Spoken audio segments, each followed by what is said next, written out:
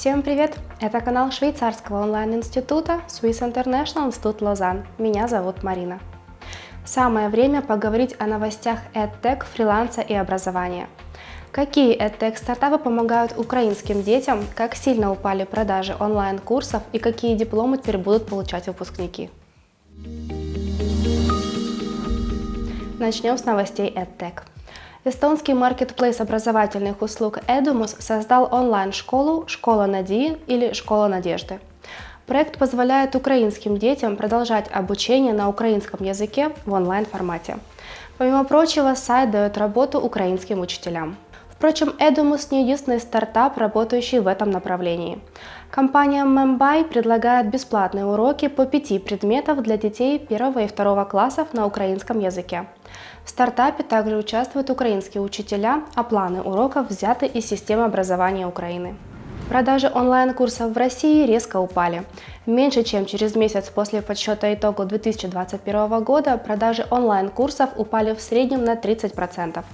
По мнению экспертов, падение продаж – это последствия блокировки социальных сетей и отключения рекламы на крупных платформах.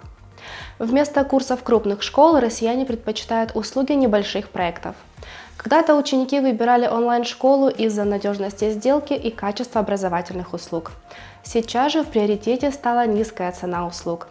Поэтому частные учителя, коучи и небольшие образовательные проекты, словом, те, кто быстро адаптируется под изменения рынка, сейчас испытывают подъем продаж. Но несмотря на кризис, онлайн-образование остается важным для людей.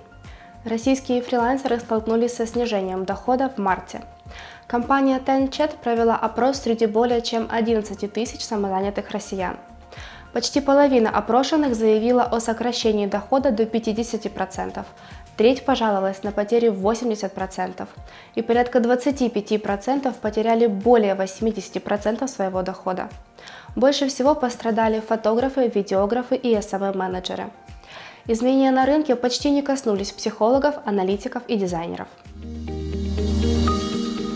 Российским вузам посоветовали перенести весь контент с YouTube на отечественные платформы.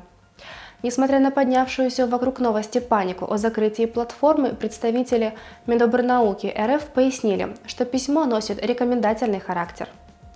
В ведомстве сообщили, что данная мера направлена на максимальную представленность университетов в российских ВК-видео и Рутуб. А также в российских вузах откажутся от классических дипломов и распечатанных итоговых работ.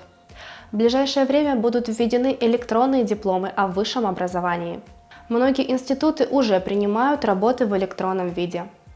Инновация продиктована не сколько техническим развитием, а сколько стоимостью бумаги в стране. Ранее депутат Госдумы Виталий Милонов обозначил, что распечатка дипломных работ – это дополнительная финансовая нагрузка для студентов. Это были все новости EdTech, образования и фриланса за последние недели. Видео с актуальными новостями на нашем канале выходит регулярно. Если вам интересно это видео, ставьте лайк и подписывайтесь на канал. У меня на этом все. С вами была Марина. Пока!